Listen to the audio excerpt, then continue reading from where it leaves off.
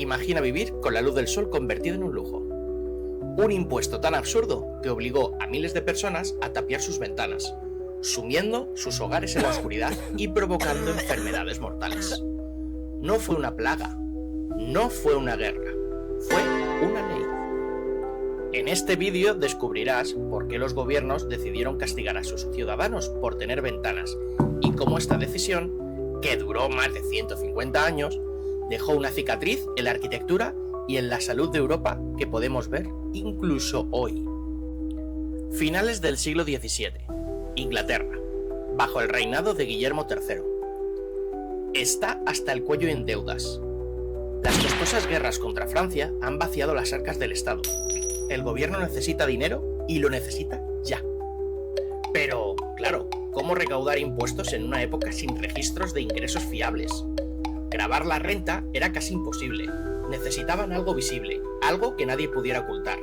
Y entonces, a alguien se le ocurrió una idea aparentemente brillante. Las ventanas.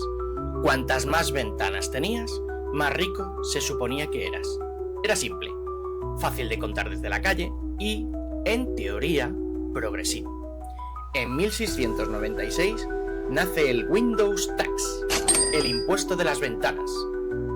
La ley funcionaba así. Pagabas una tasa fija por tu casa y un extra por cada ventana a partir de un número determinado, normalmente 10. Para los ricos, en sus mansiones llenas de luz, era una molestia. ¡Ouch! Para la clase media y los pobres, fue una catástrofe. Los propietarios de edificios de apartamentos, para no pagar el impuesto, empezaron a hacer algo impensable: tapiar las ventanas de sus inquilinos, ladrillo a ladrillo. La luz del sol empezó a desaparecer de las ciudades. Pero el ingenio humano siempre busca una salida. Si un agujero en la pared contaba como ventana, ¿qué pasaba si lo llamabas de otra manera? Los arquitectos empezaron a diseñar edificios con menos aperturas. La gente bloqueaba ventanas con tablones, alegando que ya no eran ventanas funcionales. Los recaudadores, a su vez, se volvieron más astutos, contando cualquier hueco, incluso las pequeñas rendijas de ventilación de las despensas. La batalla la perdió la gente común. El impuesto no solo robó la luz, sino también la salud. Las casas se convirtieron en cuevas húmedas, oscuras y sin ventilación. Caldo de cultivo perfecto para enfermedades como el tifus, el cólera y la tuberculosis. Médicos y reformadores sociales empezaron a alzar la voz. Publicaron estudios que comentaban directamente la falta de luz y aire con las epidemias que diezmaban los barrios pobres.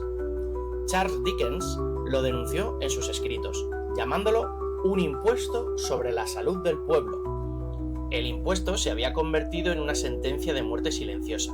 La gente no moría por la ley en sí, sino por sus consecuencias directas. La presión pública crecía, pero el gobierno, adicto a los ingresos, se negaba a ceder. La situación era insostenible. La revolución industrial trajo consigo una nueva conciencia sobre la salud pública. Y ya no se podía ignorar la conexión entre las condiciones de vida y las enfermedades.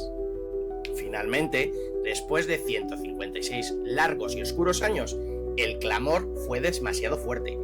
En 1851, el gobierno británico abolió el impuesto de las ventanas. Game over. Francia y otros países que lo habían adoptado siguieron su ejemplo poco después. La luz volvió a las ciudades, pero las cicatrices, los ladrillos ciegos en las fachadas, permanecieron como un recordatorio fantasmal de una época en la que ver el sol era un privilegio por el que había que pagar. Entonces, ¿por qué los gobiernos castigaron a sus ciudadanos por tener ventanas? La respuesta es tan simple como cínica, porque era fácil. En una era sin tecnología de vigilancia fiscal, las ventanas eran un indicador visible y público de riqueza. Fue una solución pragmática a un problema financiero que ignoró por completo sus devastadores costes humanos. Fue la demostración perfecta de cómo una ley creada con una lógica aparentemente razonable en un despacho puede tener consecuencias monstruosas en la vida real de millones de personas. Y aquí va un detalle que la mayoría desconoce. El legado de este impuesto fue tan profundo que acuñó una frase en el lenguaje popular inglés: Daylight Robbery, robo a la luz del día.